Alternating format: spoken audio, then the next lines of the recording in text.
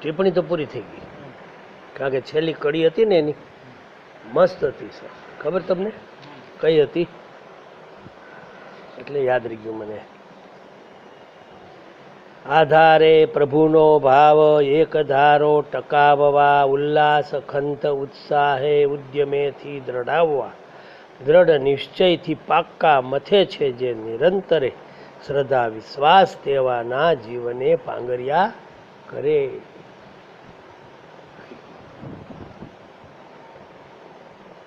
શ્રદ્ધા આધાર એટલે મનાદિકરણનો રહેવાની જગ્યા.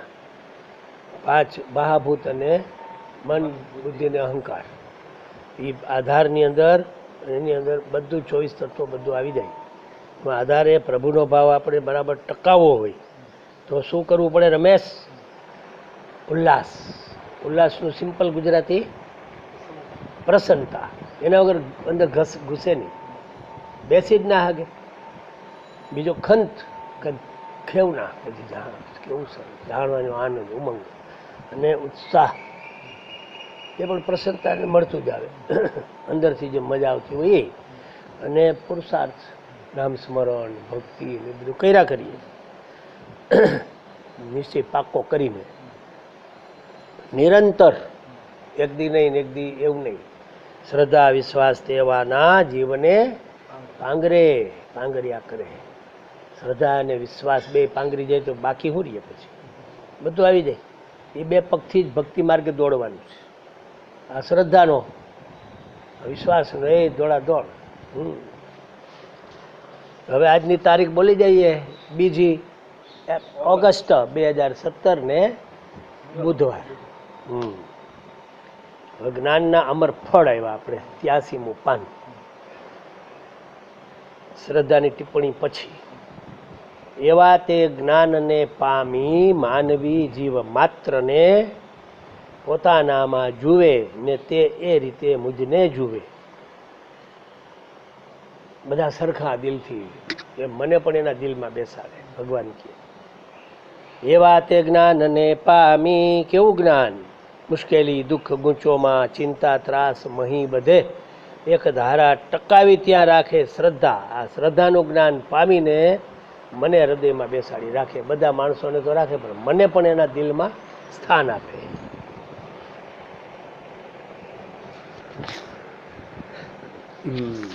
એ તો 59મી કડી, પાના નંબર આવ્યા 100.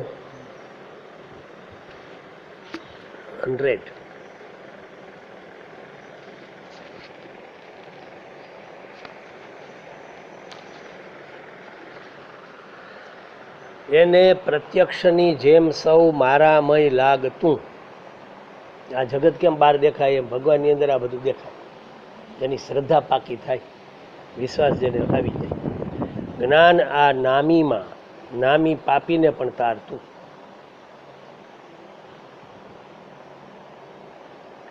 એને પ્રત્યક્ષની જેમ સૌ મારામય લાગતું. આવું જ્ઞાન જેને શ્રદ્ધાનું થયું છે એને મારામય બધું દેખાય. જ્ઞાન આ નામીમાં નામી પાપીને પણ તારતું. જ્ઞાન આ નામીમાં, નામી એટલે કોણ?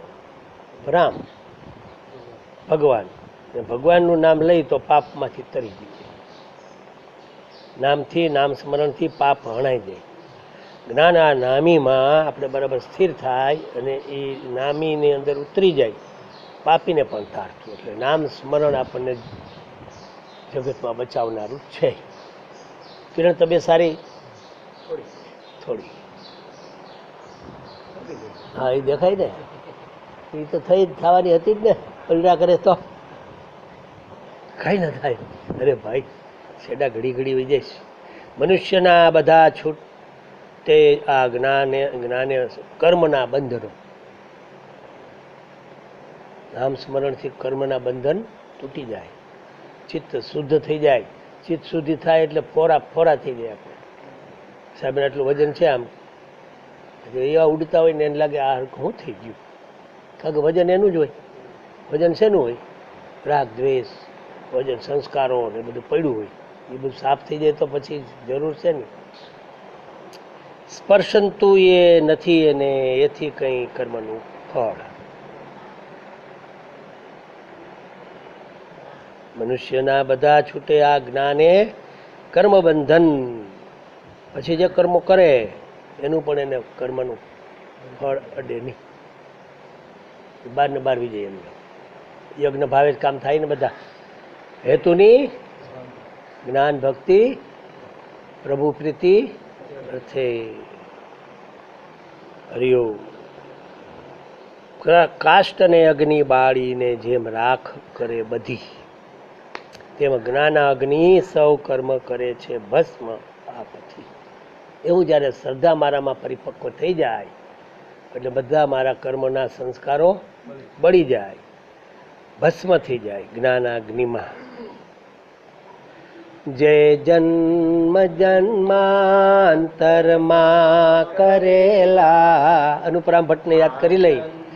આ જન્મ માએ પણ આચરેલા, જાણીએ અજાણીએ કરેલ કર્મો, જ્ઞાનાગ્નિ માતે સઘળા પ્રજાળો.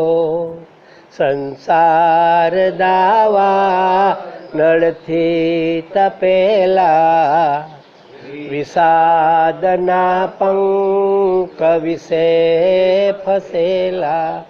મોટા તમે આ જનને ઉગારો, લંબાવીને હાથ હવે તમારો. આવી રીતે લલકારવું જોઈએ. આ ભજન તો એવું છે, એક એક કડીએ ભાવથી ગાય ને તો મોટા એમને સાંભળી જાય. કારણ કે એને સહી કરીશ કે આ 27 કડી છે ને, 27 કડી હૃદયથી લખાણી છે. રમેશભાઈના શબ્દમાં વધારે આગળ બોલાય એવું નથી, પણ આ 27 મહત્વની છે. પછી જરા બુદ્ધિ વિદ્વાન તો ખરા ભેગું હતું જ બે, સાક્ષર અને વિદ્વાન સંસ્કૃતના મોટા ખાં. ગાય બજાવી લેવું ગળું હોય ત્યાં રમેશ તારે ગળાનો ઉપયોગ નથી કરવો બહુ, હે ખુલ્લી જાય ગાવા મંડી તો.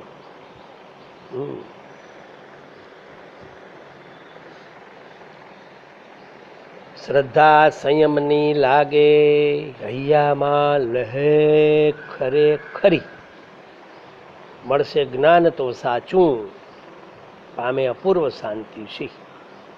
શ્રદ્ધાપૂર્વક જીવે અને સંયમમાં રહેવા માટેની જેને લે લાગી જાય એને સાચું જ્ઞાન અંદર સ્થિર થઈ જાય, પ્રાપ્ત થાય. અને સાચું જ્ઞાન અંદર આવે એટલે શાંતિ આવ્યા વગર રહે જ નહીં. અજ્ઞાનથી જ અશાંતિ, જ્ઞાનથી શાંતિ. સાચી સમજણમાં સુખ, અણસમજણમાં દુઃખ. કોઈ કરે ના કરે, આપણે ખરખરો ના કર્યા કરો, આપણું કરવું પડે છે ઘણું બાકી.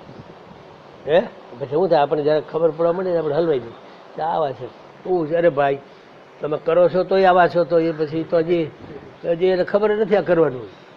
હરી કરો, એના કરતાં ભગવાનને સોંપી દો. નિવેદનમાં હાલે હો બધું સાહેબ,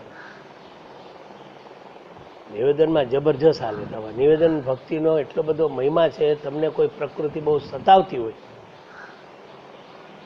સ્વભાવ જીવ એવો હોય માણસનો, ભગવાન પાસે એનો ચહેરો જોતા જોતા કેવું. મોટાને તો દિલમાં બેહાડવા જ, પણ જેનું તકલીફ ચહેરા તરફથી છે ને એને આગળ ધરવું કે ભાઈ એને સદબુદ્ધિ આપો તો મારે ભક્તિમાં તકલીફ ઓછી પડે. રાજી થઈ જાય ભગવાન કે આવું માગે છે તો ઓહો હાલે હમણાં અમુક એટલી વાત છે. તો પછી બુદ્ધિ ફેરવે કોણ?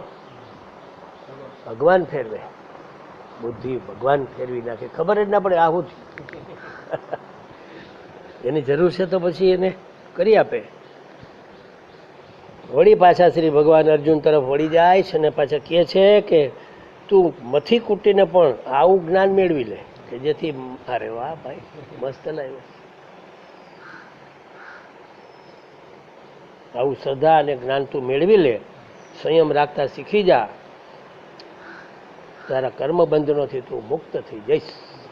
તે લીધું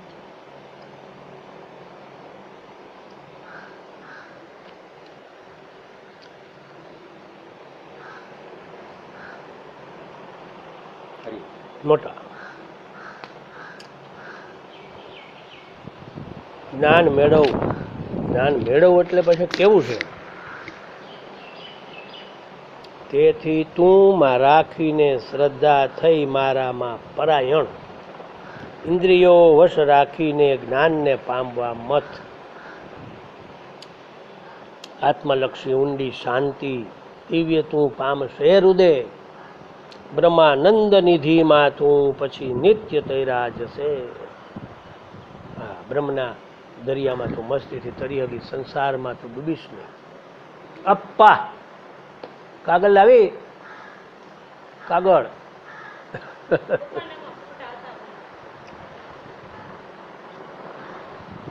જેથી તું રાખીને શ્રદ્ધા થઈ મારામાં પરાયણ, શ્રદ્ધા રાખીને મારામાં જોડાઈ જા, ઇન્દ્રિયો વશ રાખીને જ્ઞાનને પામવા બરાબર મથ, બરાબર આત્મલક્ષી ઊંડી શાંતિ દિવ્ય તું પામશે હૃદય, બ્રહ્માનંદ નિધિ માં તું નિત્ય તૈરા જશે.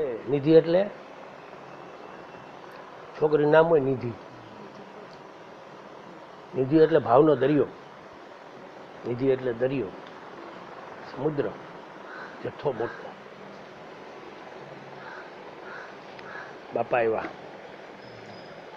ધીમે ધીમે ચલ ચાંદ ગગન में, હરિઓમ.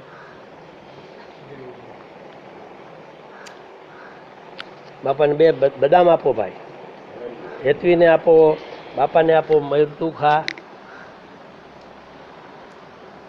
ચોકલેટ નથી એટલે હેતવી કે મારે હાલે. દીદી એ સાહેબ કિરણ મારે તો હાલે, મારે તો હાલે. ખવડાવવાનું બાપા આવે તો યાદ આવે, કારણ કે એ ખવડાવવા વાળા છે ને. આમ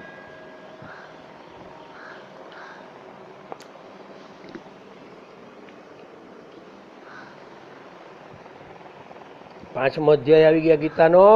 કેટલા વાગ્યા ભાઈ સાહેબ? ચાલો તો આ રહેવા દઈએ. પાંચમો અધ્યાયથી આપણે ફરીથી કરશું. અહીંયા મૂકી દો. લે તું મૂકો.